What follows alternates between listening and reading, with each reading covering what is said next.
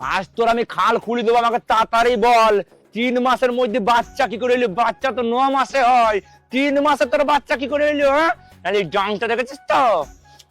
পিঠে চাল আমরা চুড়ি আরে তুমি আমাকে ভুল বুঝছো। আমার ঘোড়ার ডিম বুঝছো?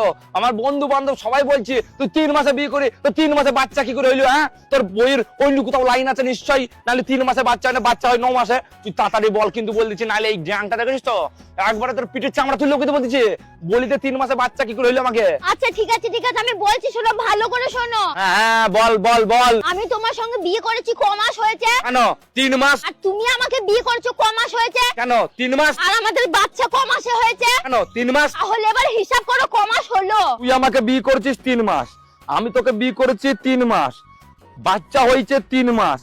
আরে আরে 9 মাস হয়েছে তো। আই সরি, আমি তোকে বিনা ফালতু ভুল বুঝিছি, বন্ধু বান্ধব বলেছিল তো ওই জন্য। তুমি সবসময় আমার সাথে এরকমই করো। আরে কে তুই করবো না, আর করবো না রে, আমি ভুল বুঝলাম তো।